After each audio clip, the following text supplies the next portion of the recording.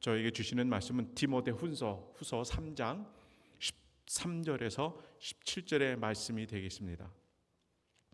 디모데후서 3장 13절에서 17절의 말씀,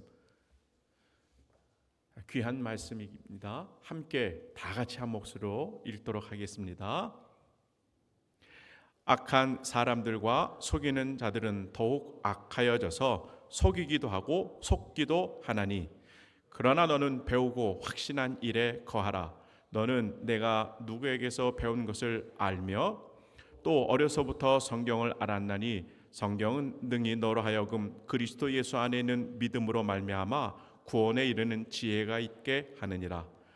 모든 성경은 하나님의 감동으로 된 것으로 교훈과 책망과 바르게 함과 의로 교육하기에 유익하니, 이는 하나님의 사람으로 온전하게 하며 모든 선한 일을 행할 능력을 갖추게 하려 함이라.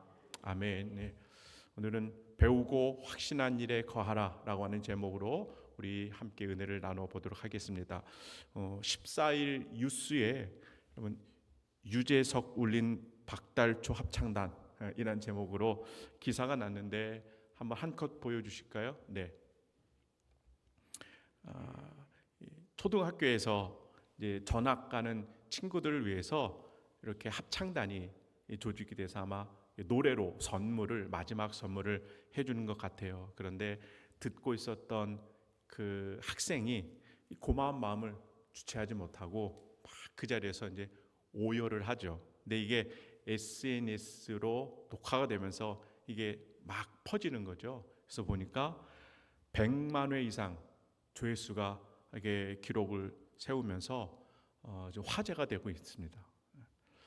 저도 이제 그래서 설교를 한번 준비하면서 이 영상을 좀 찾아봤어요. 그랬더니 우리 어린 합창단 학생들이, 초등학교 학생들이 이런 노래를 하더라고요. 고마웠어, 행복했어, 사랑했어. 나에게 너란 친구가 있어서 감사해. 친구야, 고마워, 잊지 않을게. 이런 이렇게 노래의 선물을 주더라고요. 요즘 뉴스를 틀면 심각하고 또 어두운 내용들이 우리 많이 접하는데, 이렇게 어린 아이들의 맑고 이쁜 소리, 그죠? 그리고 행복한 내용들이 이렇게 귀에 전해지니까 정말 좋은 것 같아요. 우리 옆에 분들하고 한번 인사해 보실까요? 친구야 고마워, 잊지 않을게 한번 해보죠. 다 예수님 안에서 우리 친구니까, 그죠? 늘 친구야 고마워, 잊지 않을게, 이런 마음이 있는 것도 참 행복한 것 같아요. 여러분, 오늘 추수감사절인데 우리 삶을 이끌어왔던 그 은혜를 꼭 잊지 마시고 은혜의 힘으로 살아가는 여러분이 되길 주님의 이름으로 축복합니다. 오늘은 사도 바울을 좀 소개하려고 그래요. 그러면 이제 설교를 시작할 텐데, 사도 바울도 하나님의 은혜로 살았던 분이에요. 사도 바울의 인생을 이렇게 사도행전을 통해서 쭉 살펴보고 서신서의 기록들을 통하여 그의 인생의 끝자락을 다 살펴보면 정말로 하나님의 은혜 아니면 그와 같은 삶의 발걸음을 살아갈 수 없거든요. 정말 하나님의 은혜의 힘으로 살아갔던 인생이에요. 하나님께 사명을 받고 그 다음에 3차 전도의 큰 그 일들을 다 감당합니다. 그리고 예루살렘의 가이사랴라고 하는 감옥에 또 갇혀요. 2년 동안 갇힙니다. 그러고 나서 사도 바울의 마음은 로마에 복음을 전해야 되겠다, 이런 마음이 또 주셔요, 하나님이. 그래서 사도 바울은 신분이 로마 사람인 거예요. 그래서 그것을 주장해서 이스라엘에서 재판을 받지 않고 저 로마, 이태리 로마에서 재판을 받도록 그렇게 모든 환경을 이끌어갑니다. 로마로 가요. 근데 거기서 또 재판을 곧바로 받는 게 아니라 미결수로서 가택연금을 또 당해요. 2년 동안. 그곳에서 에필골몬이라고 하는 옥중서신 4개를 기록을 하죠. 근데 그 이후에 사도 바울이 잠깐 아마 자유의 몸이 된 것 같아요. 그러면서 본인이 전도 여행을 하면서 이렇게 세웠던 교회들을 방문을 하고 또 거기에 목회자들을 세웠는데 이들을 더욱 든든히 하기 위해서 일명 목회 서신을 이제 기록을 하죠. 그러면서 디모데 전서, 디도서 이런 기록들을 남깁니다. 그러고 나서 아마 로마의 황제들이 변하면서 기독교를 탄압하고 그러는 과정에 바울을 다시 잡아들입니다. 그리고 이제는 미결수가 아니라 로마 감옥의 사형수로서 사도 바울을 감옥에 가두인 거예요. 그리고 사도 바울이 아마 알았던 것 같아요. 이제 나는 사형수니까 얼마 있지 않으면 내가 형장의 이슬로 사라지겠다. 내가 이제 죽겠구나, 이 마음이죠. 근데 이 죽음을 눈앞에 두고 마치 유서와 같이 쓴 서신서가 오늘 본문인 디모데 후서예요. 디모데 후서를 보면 저는 아직도 가슴이 막 울컥울컥 하는데, 저와 여러분 가운데 은혜로 사도 바울이 마지막까지 그렇게 승리하는 삶을 살아왔는데 그 은혜의 축복의 힘이 여러분에게 있길 주님의 이름으로 한번 축복합니다. 울림이 있는 그 사도 바울의 여정인데 오늘은 몇 가지 그 은혜의 여정을 한번 살펴보기 원합니다. 사도 바울이 누렸던 첫 번째 은혜는 우리에게도 믿음의 용기가 필요한 줄 믿습니다. 한번 따라해 보실까요? 믿음의 용기가 필요합니다. 용기가 필요한데 믿음의 용기가 필요하다는 거예요. 여러분 오늘 13절 한번 보실까요? 한번 다 같이 읽어봅니다. 시작. 악한 사람들과 속이는 자들은 더욱 악하여져서 속이기도 하고 속기도 하나니. 여러분 하나님을 거역하는 이 시대의 특징을 하나지만 되라라고 하면요, 점점 시간이 가면 갈수록 더 악해집니까? 더 선해집니까? 더욱 악해지는 게 이 시대의 특징이에요. 사도 바울이 이것을 간파한 겁니다. 더 악해집니다. 내년도 아마 더 영적으로 캄캄할 거예요. 시간이 흐르면 흐를수록 더욱더 악이 득세하는 시대가 도래할 겁니다. 근데 여러분 한번 생각해 보실까요? 우리 사랑하는 중고등부, 우리 청년부, 시간이 지나면 더욱 악한 세대가 이루어지는데 왜 그럴까요? 그 이유가 뭘까? 어렵죠?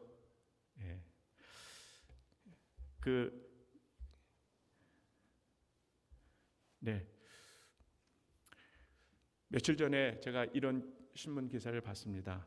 2년간 이날만을 기다렸다. 이게 뉴스 제목이에요. 2년간 이날만을 기다렸다. 내용이 뭐냐면요, 지금 이제 이 사람이 건물이 이렇게 5층까지 있는데 3층에 살아요. 근데 4층에 있는 사람으로부터 층간 소음의 피해를 2년 동안 피해를 받고 살았어요. 2년 동안 가서 싸움도 해보고 뭐 달래기도 하고 막 해봤는데 소용없는 거예요. 여러분 층간 소음을 당해본 분은 아실 거예요. 정말 힘들거든요. 이거를 3층에 살면서 4층에 있는 분에게 그걸 다 당했어요. 근데 2년 동안 막 복수하고 싶은 마음이 또 있었던 것 같아요. 그래서 부동산한테 위층에 5층에 만약에 집이 나거든 자기한테 빨리 알려달라고. 그런데 진짜 집이 났어요. 바로 5층에. 그래서 그 집을 계약을 했어요. 그래서 인터넷에 그 네티즌들한테 이제 이렇게 설문을 해요. 층간소음을 더 극대화할 수 있는 운동이 있으면 좀 소개시켜달라. 그랬더니 댓글에 이렇게 얘기해요. 마늘을 빻아야 된다. 줄넘기를 해라. 농구를 해라. 볼링을 해라. 뭐 이런. 여러분 상처 입은 사람이잖아요. 어쨌든. 근데 상처 입은 사람을 달래고 어쨌든 간에 4층, 3층 이런 관계를 좀 평화를 만들어 가야 되는데 전혀 그런 댓글은 없어요. 뭐 개 부럽다. 꼭 복수해라. 이런 댓글이 다 달리는 거예요. 복수하는 사람이 어떻게 보면 당연하고 그 부러움이 대상. 한편은 웃긴데 한편으로는 썩 내키지 않아요. 우픈 우리들의 삶의 현실이 아닌가라고 하는 생각이 돼요. 이런 면에서 우리 정말로 점점 악해져가는 이 시대의 원인을 찾으라 하면요, 저는 선과 악이 점점 그 구분이 흐려지는 것을 원인으로 찾고 싶어요. 이것은 선입니다, 이것은 악입니다, 분명히 되는데 그 경계가 계속 흐려지고 또 모호해지는 그 과정들이 시대가 지나면서 있다 보니 더욱더 악한 것들이 득세하지 않나라고 하는 거예요. 때문에 사도 바울도 14절에 이렇게 얘기해요. 오늘 설교 제목인데, 너는 배우고 확신한 일에 어떻게 해라? 거하라. 한번 다 같이 읽어볼까요? 시작. 너는 배우고 확신한 일에 거하라. 할렐루야. 이 사도 바울의 명령이 저와 여러분의 삶의 터전이 되어야 될 줄 믿습니다. 너는 배우고 확신한 일에 거하라. 여러분, 사도 바울이 디모데에게 이야기합니다. 뭘 배웠을까요? 국영수를 배우진 않았겠죠? 하나님의 말씀을 배운 거예요. 하나님의 말씀. 그리고 어디에 거해야 돼요? 이 배운 하나님의 말씀이 선과 악을 확실히 구분하는데 그 진리의 말씀이 영역 안에 거해야 된다라고 사도 바울이 유언처럼 디모데에게 또 훗날 우리들에게 이야기해주고 있는 겁니다. 우리 사랑하는 하부의 권속들, 우리들의 삶의 영역이 어디인지를 다시 한번 재점검하는 은혜가 있길 바랍니다. 13절에 점점 더 악해져가는 그 영역이 우리들의 삶의 터전인지, 아니면 14절에 진리의 말씀 안에 하나님의 큰 축복과 은혜에 거하는 우리들의 삶의 영역인지를 꼭 점검하는 귀한 은혜가 있길 간절히 바랍니다. 죄악된 영역, 또 진리의 말씀의 영역, 이 두 사이에는요 항상 뭐가 있을까요? 긴장감이 있습니다. 13절의 영역과 14절의 영역은 서로 긴장감이 있어요. 그래서 뭐가 필요하느냐? 그러나 라고 외칠 수 있는 믿음의 용기가 필요한 줄 믿습니다. 우리 13절과 14절을 다 함께 읽어보도록 할게요. 13절과 14절입니다. 시작. 악한 사람들과 속이는 자들은 더욱 악하여져서 속이고 하고 속기도 하나니, 그러나 너는 배우고 확신한 일에 거하라, 이겁니다. 지금 여러분에게 죄악된 이 세상에 대해서 그러나 그건 아닙니다 라고 당당하게 외칠 수 있는 이 믿음이 여러분에게 있길 바랍니다. 그 영성이 우리에게 필요하다는 거예요. 세상 사람들은 이 정도는 불법도 아니야, 그냥 눈 한번 감아주면 되는 거야, 다 그렇게 사는 거야 라고 할 때, 그러나 이건 옳은 일이 아닙니다 라고 외칠 수 있는 이 신앙의 믿음의 용기가 있어야 됩니다. 특별히 사랑하는 젊은이들에게 이 용기가 있길 바라요. 또한 이 세상은 지금 동성애들로 난립니다. 동성애를 찬성하고 동성애를 합법화하고 또 다른 교회와 목사들의 축복 속에 동성애자들끼리 보란듯이 결혼을 하기도 합니다. 이런 시대에 우리가 살아가고 있어요. 근데 우리는 어떻게 해야 됩니까? 그러나 우리는 동성애와 절대로 타협할 수 없습니다. 이 구별된 14절의 말씀으로 우리가 살아야 되는데, 그러나라고 당당하게 외칠 수 있는 믿음의 용기가 우리에게 필요한 줄 믿습니다. 세상에 대해서 외쳐야 돼요. 근데 여러분, 그러나 이건 아니다 라고 당당하게 외칠 수 있는 그 용기는 그럼 어디서 생길까요? 나 스스로가 용기를 낸다고 그 힘이 생길 수 있을까요? 아닌 거예요. 그 해답이 여호수아 1장 9절에 있습니다. 다 같이 한번 읽어보도록 합니다. 내가 내게 명령한 것이 아니냐? 강하고 담대하라. 두려워하지 말며 놀라지 말라. 내가 어디로 가든지 내 하나님 여호와가 너와 함께 하느니라 하시니라. 아멘. 여러분, 믿음의 용기가 바로 이곳에 있습니다. 그것은 하나님께서 함께 하시면, 임마누엘 하시면 우리에게 하나님의 큰 용기가 주어지는 줄 믿습니다. 하나님이 함께함의 축복이 우리에게 담대한 거예요. 제가 이제 대학교 1학년인 때 이제 이렇게 교회에서 지휘자로서 이제 사역을 하는데 그날 사례비를 탔어요. 그래서 막 이렇게 사례비를 두둑하게 놓고 저녁 늦게 이제 귀가를 하는데, 이게 저희 집 가는 데가 이렇게 되게 어둡거든요. 밤인데. 근데 저기 멀리 가로등이 하나 켜져 있고 다 어두운데 한눈에 봐도 그 깡패들이 있는 거예요.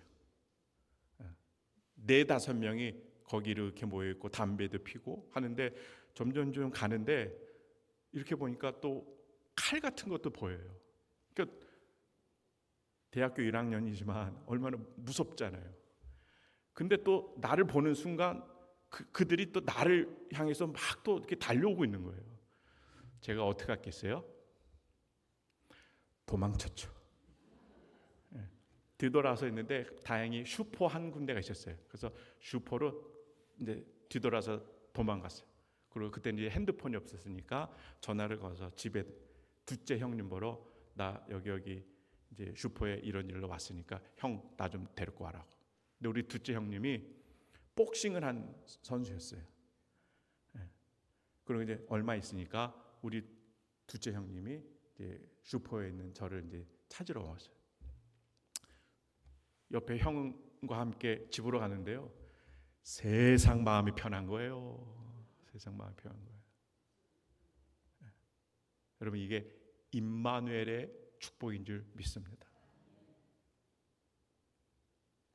세상이 아무리 악하고 세상이 악이 아무리 특실된다 하더라도 우리는 여전히 평안하리로다.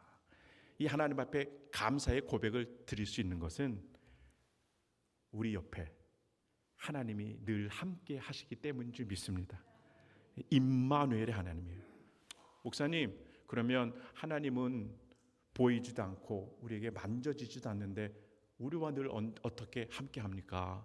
질문할 수 있잖아요. 우리 청년부들, 그쵸? 하나님이 우리와 어떠한 식으로 임마누엘 하십니까? 하나님의 말씀으로 임마누엘 하십니다. 그래서 요한복음 1장 1절에 보면 태초에 말씀이 계시니라, 이 말씀이 하나님과 함께 계셨으니 이 말씀은 곧 하나님이시니라. 아멘. 이러한 면에서 사도 바울이 우리에게 권면하는 두 번째 은혜는요, 한번 따라해 보세요. 성경을 가까이 하십시오. 여러분, 이게 그냥 목사님이 설교하는 것도 은혜인데 그 천하의 사도 바울이 마지막 유서와 같이 정말로 그 죽음을 직면한 그 자리에서 메시지를 전했는데, 그 메시지의 핵심이 성경을 가까이 해라 라고 하는 거예요. 여러분, 이 사도 바울의 마음이 우리에게 잘 전해지고 우리가 늘 하나님의 말씀을 읽고 묵상하고 순종함으로 나의 말씀이 되어지는 귀한 은혜가 있길 주님의 이름으로 축복합니다. 그래서 오늘 16절에 보면 모든 성경은 하나님의 감동으로 된 것으로 교훈과 책망과 바르게 함과 의로 교육하기에 유익하니, 이렇게 이야기해요. 여러분, 하나님과 사람들 사이에 임마누엘하고 서로 소통할 수 있는 유일한 통로는 오직 하나님의 말씀인 줄 믿습니다. 말씀을 읽을 때 하나님이 나와 함께 하시는구나, 이게 생생하게 살아납니다. 그런데요, 말씀을 등지잖아요. 그냥 일주일에 한 번 교회 나와서 설교를 듣는 정도로는 하나님과 나와 너무 거리가 멀게 느껴집니다. 하루하루 순간순간 하나님이 곧 말씀이라 하셨는데, 여러분이 이 말씀을 통하여 살아계신 하나님과 늘 동행하는 그 경험이 여러분에게 있길 간절히 축복합니다. 성경이 뭐냐? 있다라고 하는 것을 한번 조금 더 생각해 보기를 원해요. 여러분, 하나님은 공간의 제약을 받으실까요? 안 받으실까요? 안 받으시죠. 하나님은 전 우주적인 분이세요. 공간의 제약을 받지 않으세요. 지금 이 시간 우리 교회와 하나님이 함께 하시는 것과 동시에 저 멀리 있는 미국에도, 지구상의 그 어떤 곳에도 하나님은 동일하게 역사해 주신 줄 믿습니다. 하나님은 공간의 제약을 받지 않으세요. 또 하나님은 우리 청년부들 시간의 제약을 받으실까요? 안 받으시는 거예요. 하나님은 영원하신 분입니다. 너무 철학적인가요? 아니요. 영원하신 분이에요. 우리 사람의 시간의 체계 속에 절대로 갇혀 있는 분이 아니세요.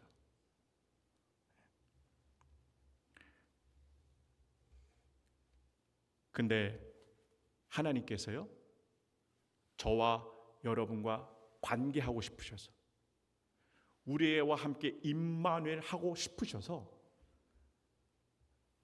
시간의 제약도 받지 않으시고 공간의 제약도 받지 않으신 그 영원하고 크신 하나님께서 단 한 권의 대한민국의 언어로 된 성경 안으로 스스로 들어와 계시는 거예요. 여러분, 이게 기적입니다. 이보다 더한 기적이 어디 있습니까? 성경은요, 그래서 그냥 책자가 아닌 거예요. 하나님 자체가 바로 이 성경 말씀이라는 거죠. 대한민국의 문화 속에, 한글이라는 체계 속에 그 영원 무궁하고 무소부재하신 그 하나님께서 스스로를 갖춰 계시는 거예요. 이걸 볼 때마다 은혜입니다. 그래서 여러분, 성경을 읽다가 내가 홍해바다가 갈라지는 사건이 나에게 믿음으로 성령의 감동으로 확 오잖아요. 그러면 하나님은 장소의 제약도 없고 시간의 제약도 없기 때문에 그 홍해바다의 사건이 나의 현실의 사건으로 벌어지는 줄 믿습니다. 나의 삶의 어려운 문제들이 홍해바다처럼 하나님의 역사 가운데 벌어지는 거예요. 2000여 년 전에 가보지도 않았던 저 이스라엘 땅의 골고다에서 뵙지 못했던 예수님의 십자가의 사건, 전혀 나하고 관계없는 사건이지만 성경을 펴고 그것을 읽을 때 성령의 감동으로 나에게 믿어질 때 그 사건이 2000여 년 전에 그 사건이, 그 땅의 사건이 바로 지금 나의 현실의 사건이 된다는 거예요. 예수님이 그래서 나를 위해서 죽으셨구나, 이게 현재의 사건이구나 라고 하는 것이 발견되어지는 그 정말 진리의 그 말씀, 그 성경인 거예요. 저와 여러분이 이 성경의 하나님의 사람이 되기를 주님의 이름으로 축복합니다. 하나님의 감동이 이루어져요. 제가 예를 자주 이런 표현을 들으는데, 교회 음악의 아버지가 누구죠? 이것도 어려운가요? 바하죠. 바로크 시대의 작곡가 바하 얼굴 한번 볼까요? 이렇게 생기셨대요. 저도 보지는 않았지만 천국 가서 한번 보세요. 바하.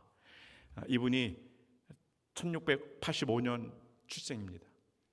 1685년이면 지금부터 약 340년 전의 사람이에요. 근데 이분이 많은 교회 음악 작품을 작곡을 하세요. 근데 제가 좋아하는 작품 중에 하나는 이제 메시아라고 하는 오라토리오 작품입니다. 예수님의 예언과 탄생, 또 죽음과 고난, 부활, 이 이야기를 쫙 무려 연주 시간만 2시간이에요. 연주 시간만, 합창 오케스트라인데요. 근데 이분이 메시아 오라토리오를 작곡할 때 성령의 감동으로 밤낮 없이 작곡을 해요. 그래서 24일 만에 어마어마한 분량의 메시아 오라토리오를 작곡을 해요. 그러니까 여러분은 뭘 얘기해야 놀라시는지 저는 모르겠어요.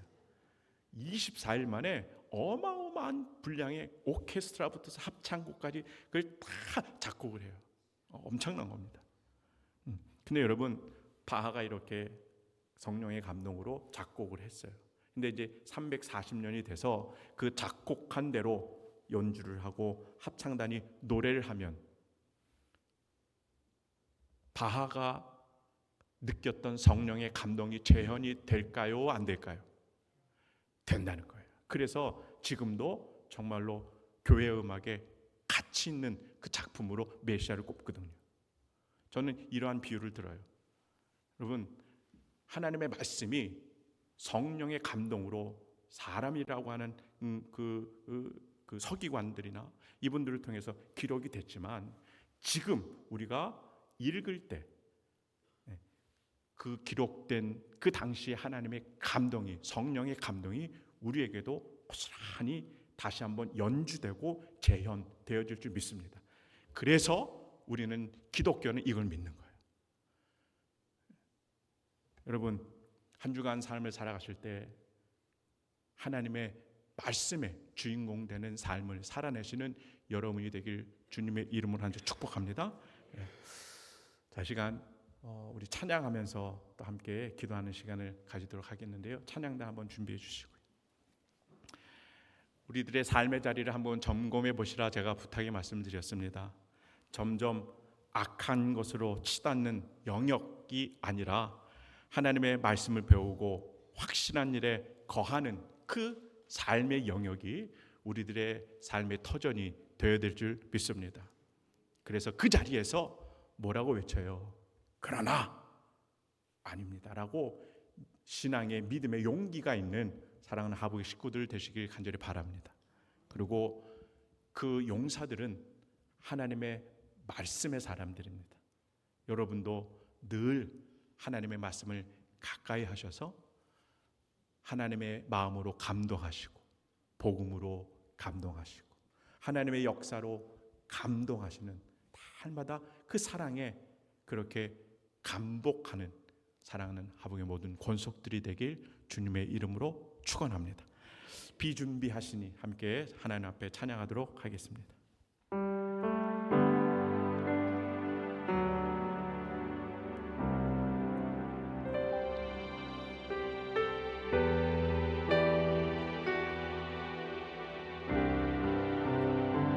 우리 주는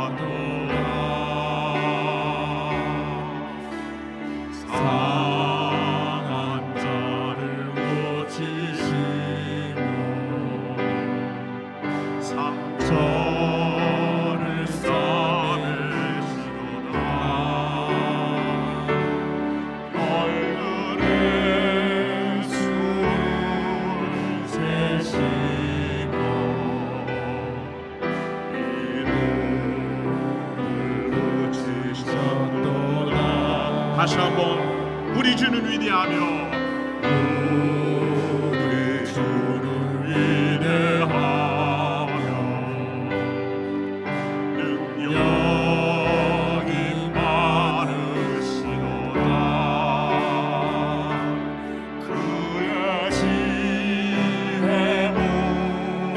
무궁하며 인자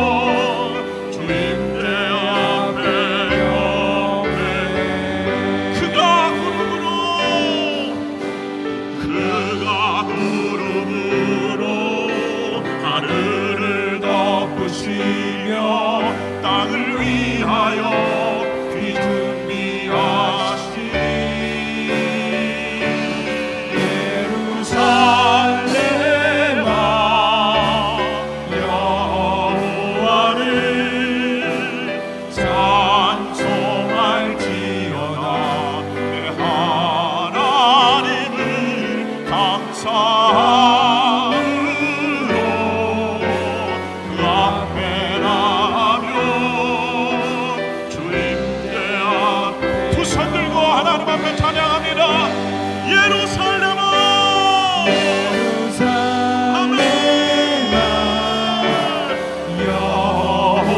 여호와를 찬송할지어다. 내 하나님을 감사하는 아멘. 앞에 나가며 주인의 앞에 다시 한번 믿음으로 고백합니다. 예루살렘아 예루살렘아 여호와를 찬송할지어다. 내 하나님을 감사함으로 그 앞에 나가며 주님의 앞에 경배해.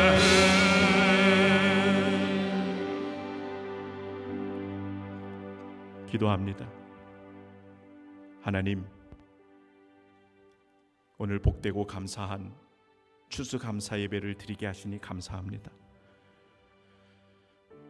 우리를 여전히 사랑하여 주셔서 하나님의 말씀 가운데 우리를 동행하여 주시고 임마누엘 하시는 그 주님께서